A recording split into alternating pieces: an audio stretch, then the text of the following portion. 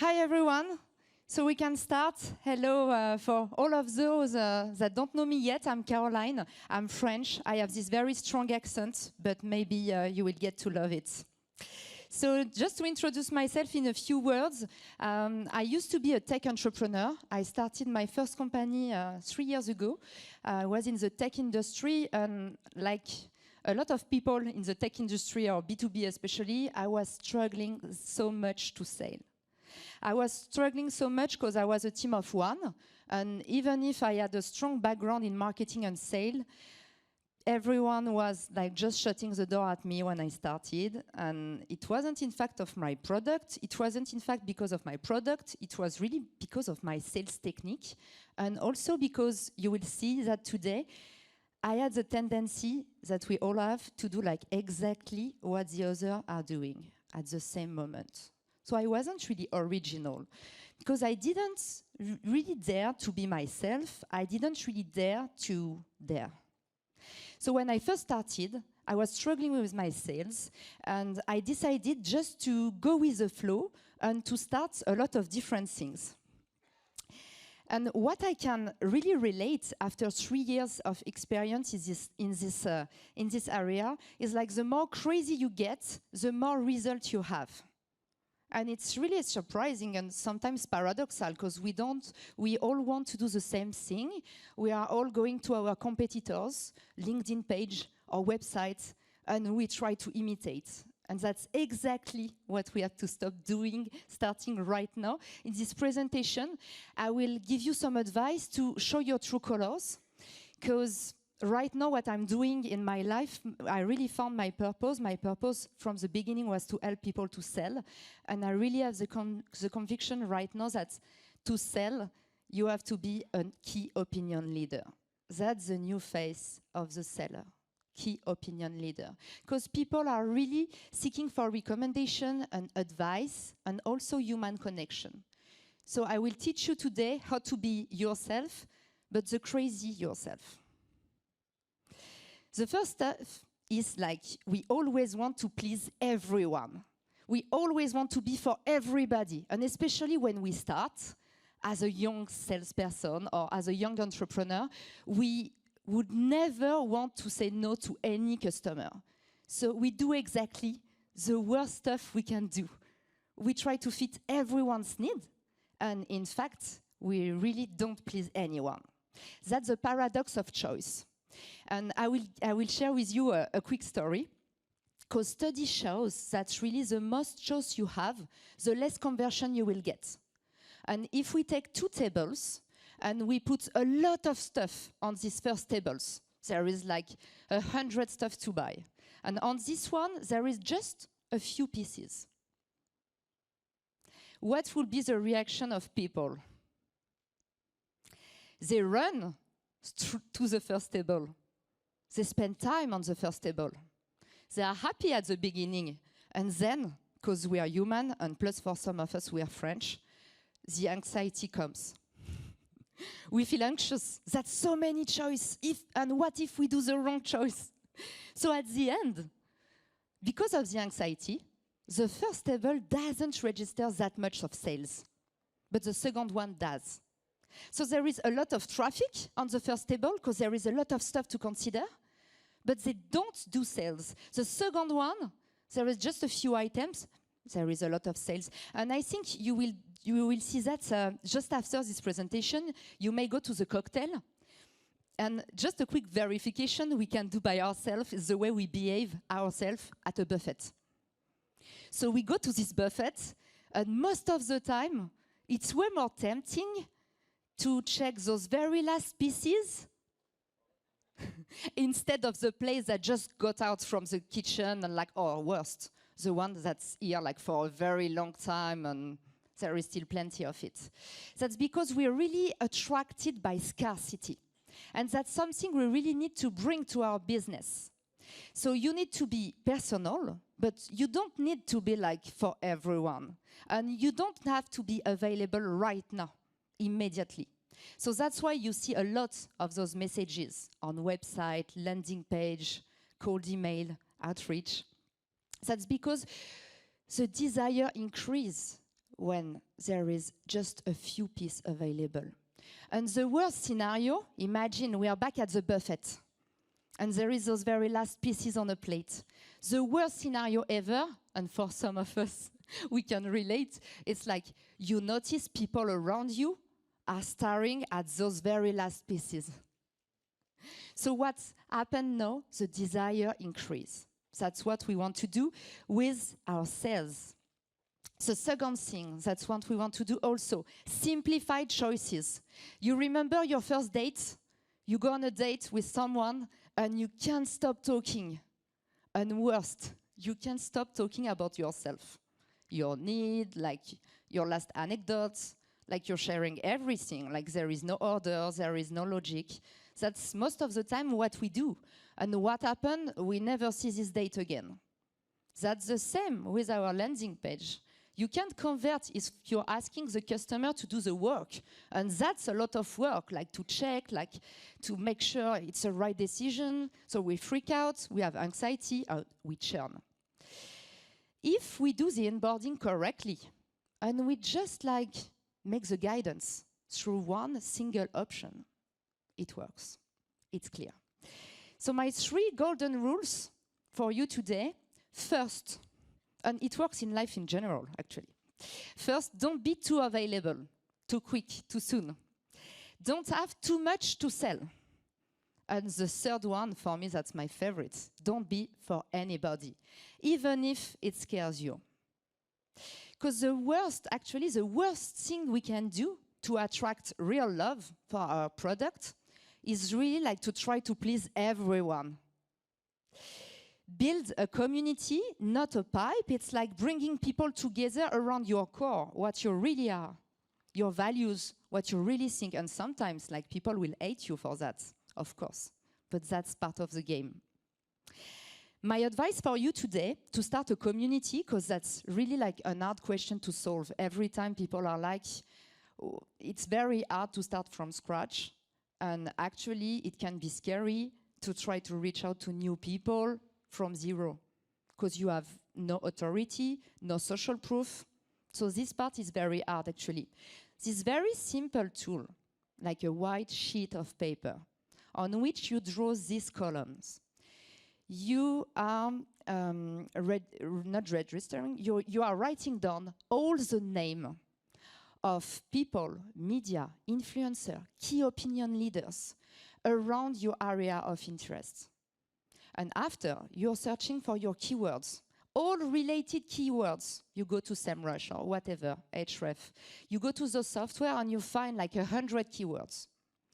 And on those columns, you put all the names of people that could be your next influencer, ambassador, whatever.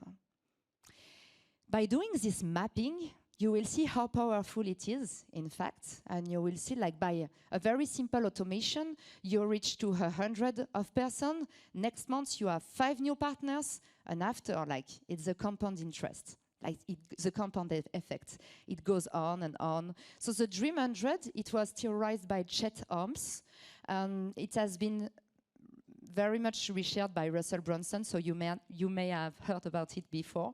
It's a very powerful way to be everywhere for €0 investment. You can also like make your cheerleader works. So once you get to those people, those Dream 100, there is a lot of stuff you can do to onboard them and make sure they become specialists of your product. So that's a lot of stuff you can see on YouTube. That's free advertising for those brands, because like they enroll specialists, they enroll experts, they provide certificates, and at the end, they receive what we call UGC, user-generated content. So there are 3 techniques that you can use that are like 100% organic, and that can be powerful just as a guidance for your influencer, your ambassadors. You can also leverage your team. So this one is not an easy one. I would admit it's always so-so, but in fact, everyone in your team is a sales asset. It's a group work, it's a team effort, and if everyone is part of it, it can be very powerful. The only thing, again, is the onboarding.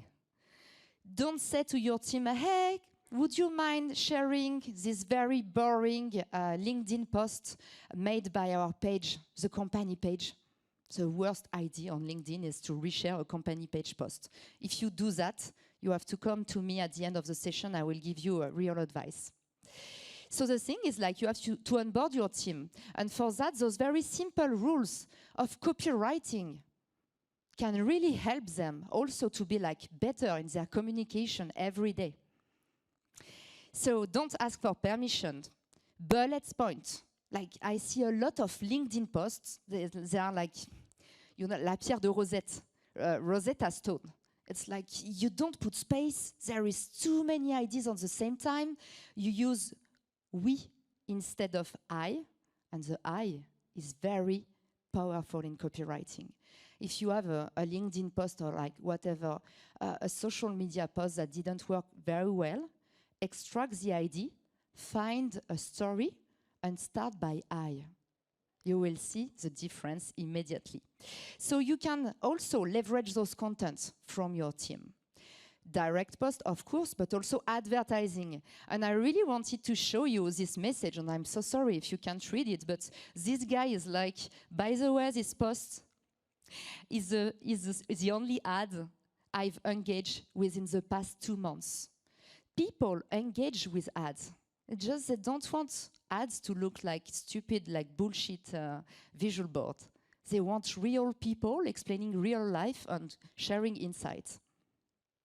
Another great example, like true example, I can share with you, it's from Guillaume Moubèche. Do some of you know Guillaume? He is the CEO of Lemlist.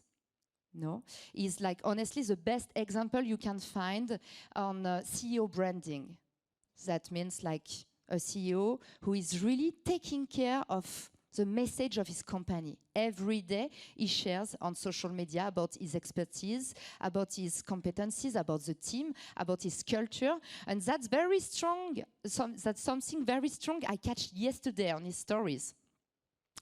So he is sharing the faces of his team because everyone received a bonus because he is sharing. Every time we reach a new milestone at the company, everyone in my team is receiving $3,000, 3,000 euro, sorry. So just by showing, don't tell, the message is spread. And it's a double message, in fact. It's first a message for his peers. It's like, my company is growing. And it's a message to attract talent also. And plus, it's powerful because he used visuals, and you've seen it, like the power of those, like before and after. You've seen it, like at 2 a.m. in the morning when you're struggling to sleep and you find those stupid Instagram ads. And you're like, whoa, this product seems to work. And I know this face, like she's a girl, she works in this industry, so if it works on her, that's the girl next door effect. It should work on me. So those before, after, very visual, but also very relatable stories work very well to convert, and you buy immediately. At 2 in the morning, there is also like some B2B prospect for sure. So you have to catch those very simple and social message. The simplest, the better. And sorry, Simon, but I have to say, every time I hear it starts with a why, which is a very true marketing story marketers love to share. It all starts with why. Why are you doing this? What's the root of the problem? But it's always finishing by who. The current customer is really valuing your culture, who's the company, who's inside the company, who's working for this company, what's the process of doing. They expect a total transparency. And also, they want real humans behind the brand. Even, like, if it's not the CEO, we don't care. Every person from the team, and especially at the AI age, we are seeking details. Is that a real human? Is that automation? I get a lot of answers on my Gmail account. Like, is that an automation? People are really fearing like the fake human connection. So you see the difference which one are you opening? Like, it's happened all the time. There is a lot of companies in this second case where like, it's behind, it's not behind. A lot of people are still not doing the work of really personalizing their communication, but also making sure there is context. Is saying, hey, Harry, I've seen your last newsletter. So warm intros, it worked very well as well. In terms of conversion, warm intros, it's above like 80% of replies. It's crazy. People want to buy, not to be sold to. They want to have the power. They want to find you at the right moment. They also want to choose their people, their crew. Because we are on the new era of person-led growth. We heard a lot at B2B Rocks, of course. That's the right place to hear about product-led growth. But for me, I feel we are really entering the era of person-led growth. And those persons, they are sorry, those persons, they are the entrepreneurs. Eric Larchevêque, for example, they are taking care of their brand. Also because if you're an entrepreneur, you know that if you get a personal brand, it's not about the company, it's about your name. What do you want to do in life? Maybe you will get an exit and you're losing everything. If you have a name, you can just like have it with you all the time. You can just like launch as many companies as you want and never again have to build something from scratch, raise money. You have everything on your own.